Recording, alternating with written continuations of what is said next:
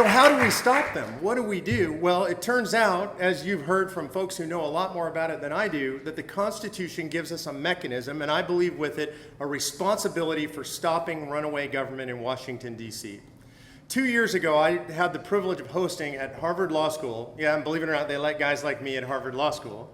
And I hosted with a progressive constitutional law professor, Larry Lessig, a conference on the idea of an Article 5 convention. And I was pretty much neutral.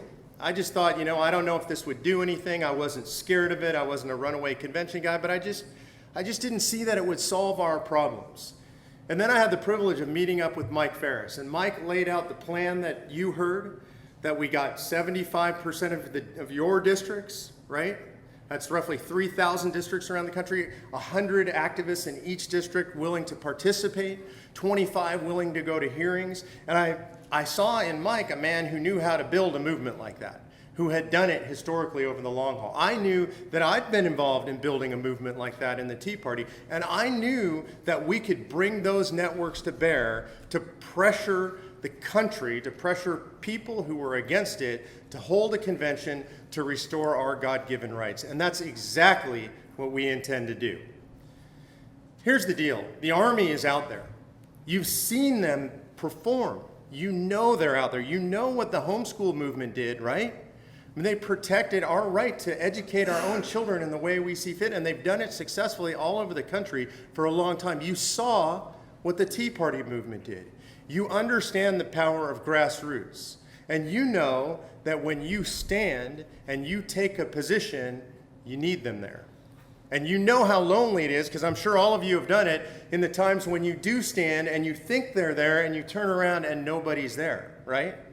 We're not going to let that happen to you. We're here with the resources, we're here with the network, we're here with the plan, and we are here for the long term. And our goal is nothing short of using the Constitution to give us that peaceful revolution that we need to put the people back in control of the country. Are you guys with me in doing that?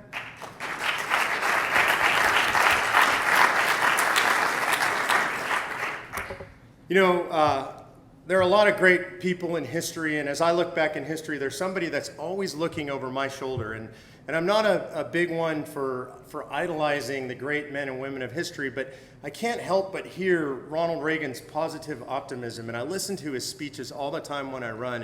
He was such an incredible communicator of sometimes complex ideas in words and with a rhetoric that simple guys like me can understand. And when I'm running through the woods near my house, I like to listen to those things, and I'm really inspired by those things. And he said something, I've been listening to his speech, the speech, right? Some people call it Time for Choosing 1960, Elevating Goldwater for President.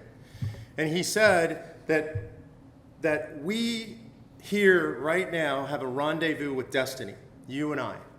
And the question that we have to ask ourselves is, will we preserve for our children this last best hope on earth, or will we sentence them to take the first steps into 1,000 years of darkness? I personally will fight forever, whatever it takes, how long it takes, to prevent my children and your children and our posterity from taking those steps into darkness. We will persevere, we will get an Article 5 convention, and we will restrain the federal government. Thank you guys very much.